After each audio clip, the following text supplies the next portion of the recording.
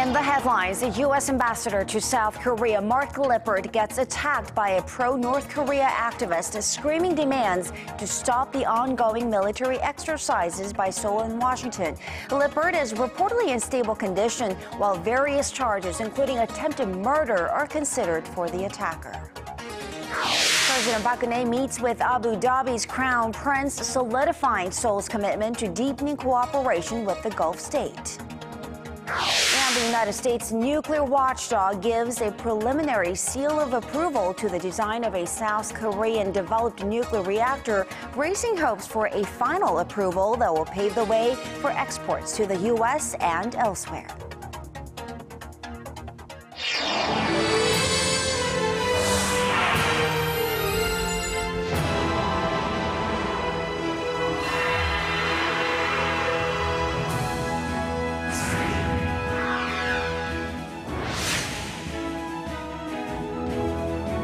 Welcome to the program. You're watching Primetime News, coming to you live from Seoul. I'm Sean Lim. And I'm Kang Tae-ri. Thanks so much for joining us tonight. We begin with the horrid knife attack that's shocked the country. U.S. ambassador to South Korea, Mark Lippert, was slashed with a knife by a South Korean agitator. The injuries were not life-threatening, and Lippert is in stable condition after undergoing surgery. Our Hwang Sung-hee has more on the unexpected tragedy. It was a bloody attack on U.S. Ambassador to South Korea Mark Lippert by a man claiming to be an advocate of a reunified Korea. The attack is the first of its kind on a U.S. ambassador to South Korea. It happened as Ambassador Lippert was attending a breakfast meeting here, just across the street from the U.S. Embassy. A man now identified as 55-year-old Kim Gi-jong slashed Lippert with a 10-inch knife, leaving him with a deep cut on his right cheek and left hand. Covered in blood, the ambassador was transferred to Yonsei Severance Hospital and is now in stable condition. The suspect was arrested immediately, shouting his opposition to the ongoing military drills between Seoul and Washington that began on Monday.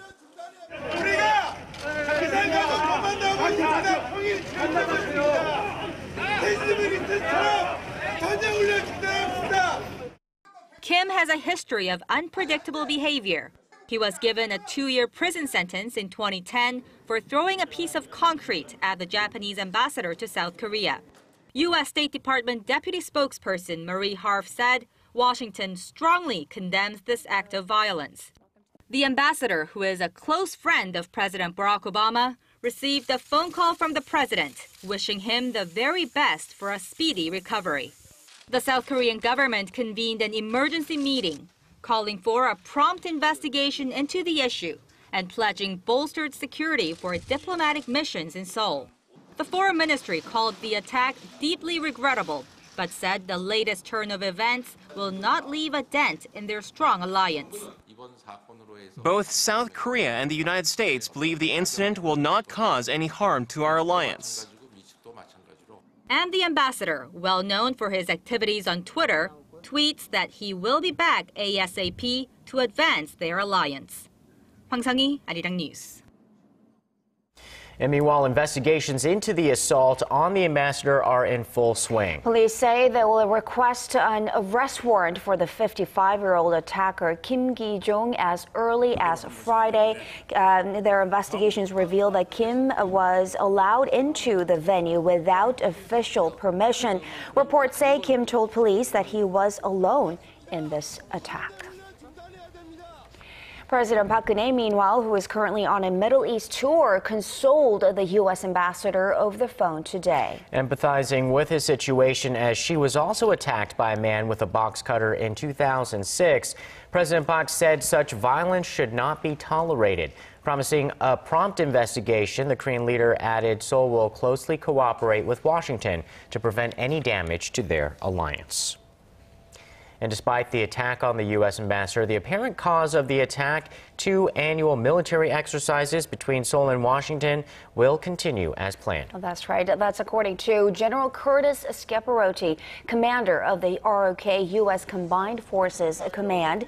Shortly after the attack, he emphasized to reporters that the incident will not affect the military exercises. Seoul and Washington will continue, he says, with the 2-week-long Key Resolve drill, which is a computer-simulated exercise, and the 8-week-long field training exercise named Full Eagle.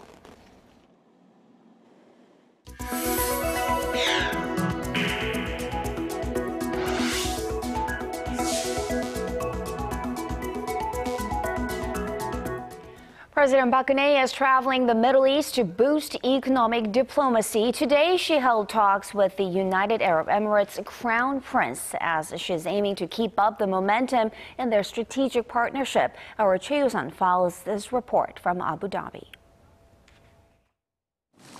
In a deal signed Thursday, Seoul and Abu Dhabi agreed to share halal food technologies and market and certification data.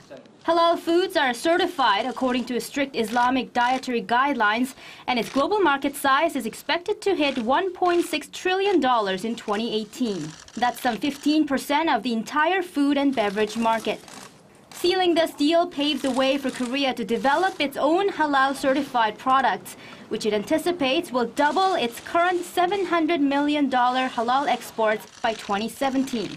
It also opens the door for the UAE to bolster its agricultural and food industries in cooperation with Korea, while also giving Korean companies the opportunity to make inroads into the region.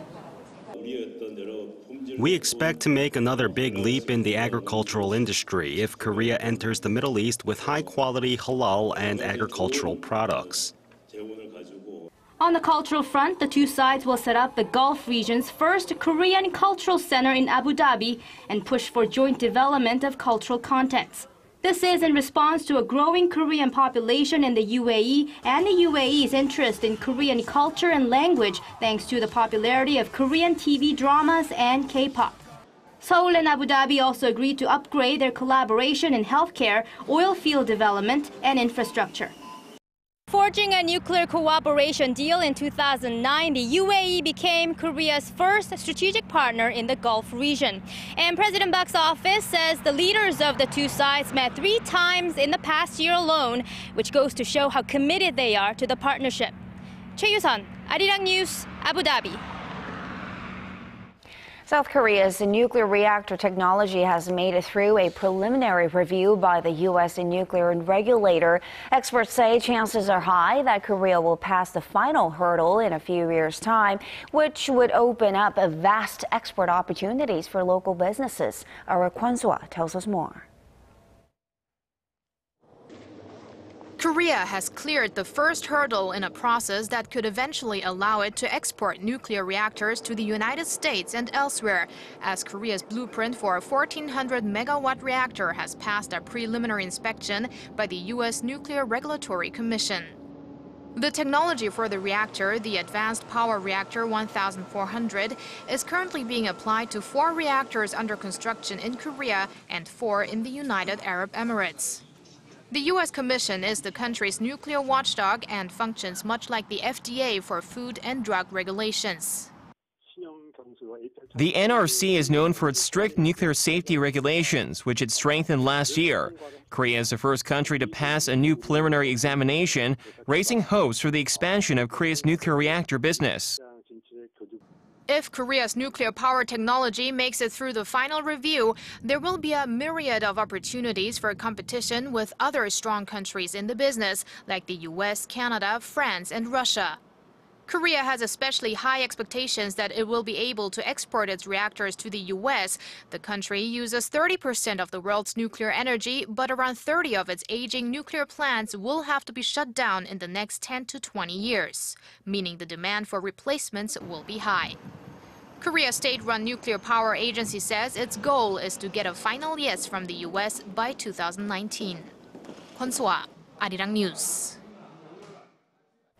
U.S. and Japanese officials are in Tokyo for ongoing talks on a regional trade deal, but some local media have put attention on whether recent remarks by a senior U.S. official regarding tensions in Northeast Asia will have an impact on this meeting. Our experts say it's not likely. Our Connie Kim has more. Delegations from the U.S. and Japan are in Tokyo on Thursday for talks over a regional free trade deal known as a Trans-Pacific Partnership. Their meeting has gained local media attention as it follows controversial comments from a senior U.S. official that were seen as letting Japan get away with whitewashing its wartime atrocities. Although later reports clarified that Under Secretary of State Wendy Sherman's remarks did not indicate a shift in Washington's stance on the historical tensions in Northeast Asia, some say it showed U.S. efforts to strengthen its ties with Tokyo. And concluding the TPP deal were set to be on one of Washington's priorities before Japanese Prime Minister Shinzo Abe visits Washington in spring. However, experts say they see no connection between Sherman's comments and the U.S.-Japan's TPP negotiations. This isn't just a bilateral trade relationship between the United States and Japan. There are 12 countries involved, and potentially more as additional countries get added on after the agreement's hammered out. Kim says it's not the diplomatic ties that have impact on trade relations, but rather the other way around.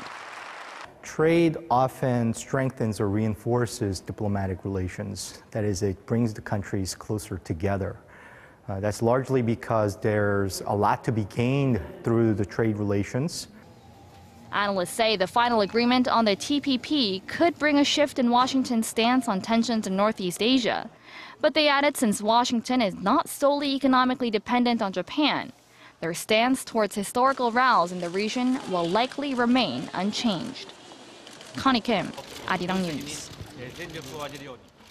China has lowered its economic growth target for 2015 to the lowest outlook in 11 years, amid worries that the country could face greater financial challenges this year. In an annual report to the National People's Congress on Thursday, Chinese Premier Li Keqiang set the country's gross domestic product growth target at around 7%.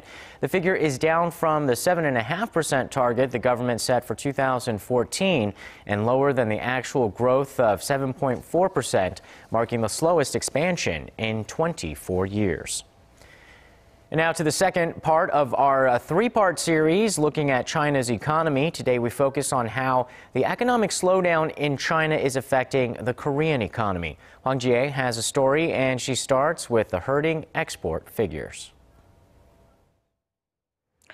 Korea's exports to China dropped by almost 0.5% last year, a stark contrast from the average annual growth of over 20% from 2000 to 2008 and 14% after the global financial crisis. It used to be global demand that determined Korea's exports to China, as Korean firms largely ship intermediary goods to the country. The situation now, however, is quite different.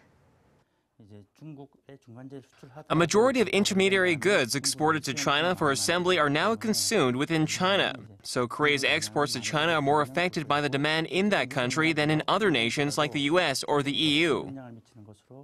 A recent report shows that a 1 percentage point drop in Chinese growth equals a 0.17 percentage point cut in Korea's GDP. And with China posting its worst growth in 24 years in 2014, prompting the government to focus on boosting domestic consumption, experts say that old business strategies will no longer work. The consumer market will continue to expand in China, so in the long term, Korean exporters should look into what kind of consumer goods will meet the needs of the Chinese people. What's even more unsettling is that Chinese firms are now improving their own supply capacity to replace Korean intermediary goods. Many key Korean industries are concerned that their main export items like display screens, steel, and petrochemical products will get squeezed out of China within the next few years. Such changing landscape has raised the urgency for Korean exporters to produce high-quality finished goods catering to China's changing demand. Hong Jie, Arirang News. Korea's inflation rate last year was lower than that of Japan's for the first time in more than 40 years, and that's raising concerns once again that Korea might be on the path to a Japan-style deflation. Here's our Son Jung-in with more. Korea's inflation rate stood at 1.3% in 2014, almost 1.5 percentage points lower than that recorded by Japan. It's the first time since 1973 that Korean consumer prices grew slower than Japan's. While Japan's inflation rate was buoyed by a weak yen and a sales tax hike, prices in Korea remained flat due to a drop in petrochemical products and agricultural goods. But it's not just Japan where prices grew faster than Korea, prompting concerns that the domestic economy might be nearing a Japan-style deflation. Korea's consumer prices were even below the OECD average of 1.7% and the average price growth rate of 1.6% of G7 countries, including Canada and the United States. The Korean government, however, has dismissed concerns over deflation risks, saying the country's prices, excluding volatile energy and food components, rose 2.3% last month from the same period a year ago. For all of last year, the core inflation grew by 2% from 2013. An unnamed finance ministry official says that the government so far has no specific plans to tackle the country's low price trend. Son Jung-in, Arirang News. There's one market that's been hit hard by bigger and better quality smartphone screens, and that's the tablet PC market. Sales of major players like Samsung, Apple, and Amazon all plunged in the final 3 months of last year. Here's our Park Geun-hye with the details. The global tablet market saw its first ever on-year drop in sales during the last quarter of 2014. According to market research firm IDC, tablet sales dropped 3.2% in the fourth quarter from the previous year. This is the first sales drop in the global tablet sector since the devices were introduced in 2010. Apple sold some 21 million units of its iPad during the fourth quarter of last year, a decline of nearly 18% from the same period in 2013. Samsung sold 11 million tablets during the same period, a drop of more than 18%. Amazon suffered a whopping 70% drop during the same period. Only China's Lenovo recorded positive growth of about 9% in the fourth quarter from the year before, thanks to marketing and sales strategies like selling its laptops alongside its tablets. Industry watchers say the popularity of large-screen smartphones like the Galaxy Note and iPhone 6 Plus represents an increasing threat to tablets. With the high-end tablet market becoming increasingly saturated, Apple is aiming to expand into the enterprise computing market with the iPad following a partnership deal with IBM last year. Park Ji-won, Arirang News. Now, it's been confirmed that a missing Korean-Canadian pastor is being held captive in North Korea. Pastor Im Hyun-soo's family says the North Korean regime relayed the information of his whereabouts to the Canadian government. The 60-year-old last entered North Korea via China late January on a humanitarian mission, but has been missing since then.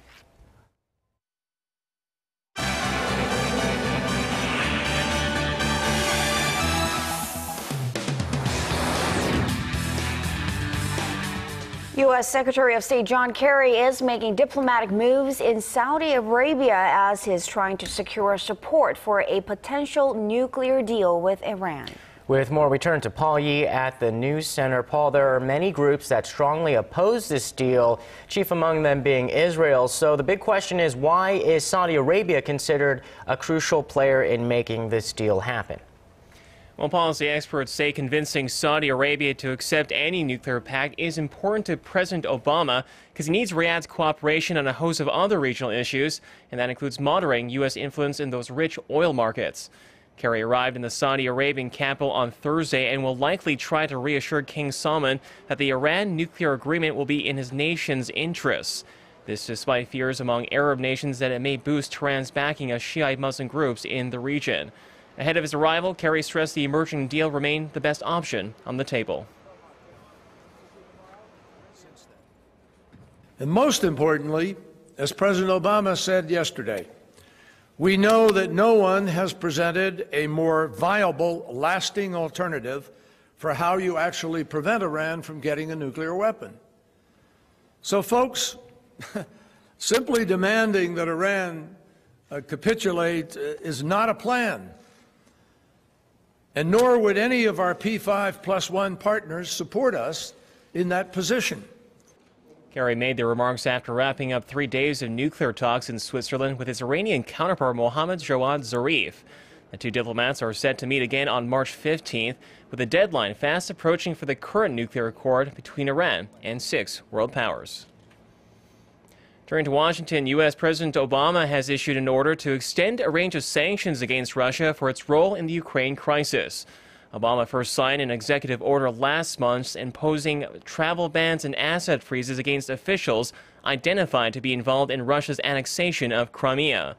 In a statement released this week, the White House said it would be extending those sanctions for 1 more year. This as the Pentagon reported a massive buildup of some 50,000 Russian troops along the Ukrainian border. We will judge Russia by its actions, not its words. And we have already begun this week intensive consultations with our European partners on further sanctions pressure should Russia continue fueling the fire in the east of Ukraine or in other parts of the country, fail to implement Minsk, or grab more land, as we saw in Debaltseve. Meanwhile, German Chancellor Angela Merkel issued a fresh warning to Russia on Wednesday. She said any serious violations of the current ceasefire would prompt Europe to impose further sanctions on Moscow for supporting the pro-Russian separatists. And staying in Washington, Hillary Clinton has directly responded to allegations that she exclusively used personal email instead of a government account when serving as Secretary of State. Clinton broke her silence on Wednesday over the growing controversy, saying she wanted the U.S. State Department to swiftly release the messages in question. The State Department has defended Clinton, saying that at the time, using a private email account for official business was not prohibited as long as it was preserved. Earlier, a congressional committee issued subpoenas to review the online correspondence. The political firestorm comes as Clinton is planning to launch her bid for the Democratic presidential nomination for 2016. And that wraps up our look at international stories for now. I'll see you back here tomorrow night.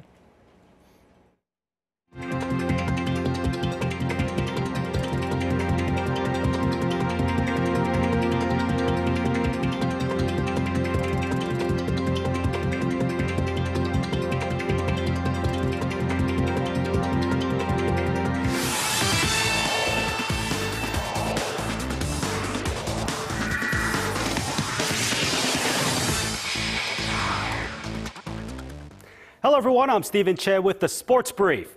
Now, the 2015 Summer Universiade in Gwangju will be one of the biggest global sporting events this year, with 170 countries taking part, including our neighbors to the north. North Korea plans to send 108 athletes and officials to the university-level event to participate in 8 sports, including gymnastics and athletics, which they've excelled in. The North has not missed a single Universiade in the last decade, so the move was widely expected. And with that, Gwangju organizers expressed support for the torch relay to make a run through the border village of Panmunjom as a gesture of goodwill ahead of the event's start on July 3rd. Moving on, the K-League Classic kicks off Saturday, and so the league held its annual Media Day to mark the start of the new season. Managers and players of the league's 12 teams took center stage, and they made it clear that the focus this year is for a more exciting and attack-oriented style of football. This weekend, we'll get to finally see how that will translate on the pitch. Now, national team manager Uli Stilica will be on hand for the Jeonbuk-Seongnam matchup Saturday as he seeks to uncover hidden gems in Korea's domestic league. Now to golf at the HSBC Women's Champions. World number 2 Park Geun-hye was on point in Singapore, finishing tied for first after round 1. Park started off with a single birdie in the first 9 holes and added 5 more on the back 9 thanks to her solid putting. She finished at 6 under par to share the lead with Yani Sang. Park is in position to make a run for her first title of the season after coming in 5th and 13th in her last 2 starts. Meanwhile, to pro volleyball for 2 matches, starting with the ladies in Seoul. The IBK Altos smashed the GS Caltex Kicks in straight sets, giving them 3 points on the standings. They hold a shred of hope for first place with a game remaining, but chances are they'll finish second or third. Meanwhile, the Hyundai Capital Skywalkers got the crucial win over the Uricard Hanse. At 4th place, they now hold a 2-point lead over Korean Air for the last playoff spot with 2 matches to go for both teams. That wraps it up for now. Your weather's up next. Good night.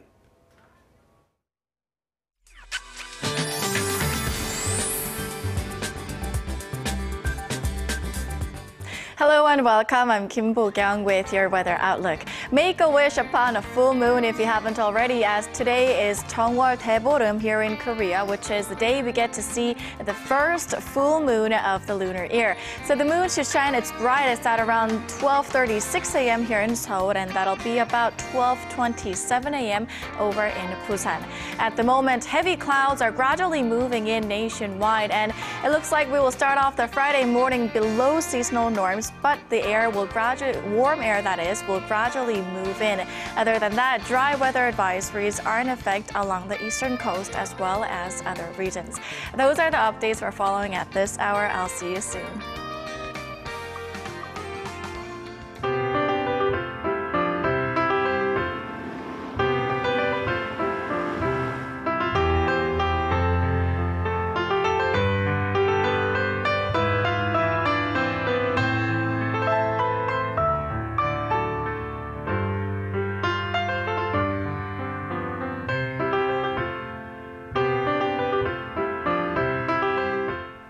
And that's primetime news for this Thursday. I'm Sean Lim. Thanks for watching. And I'm Kang Tae. Have a great night. We will see you again soon.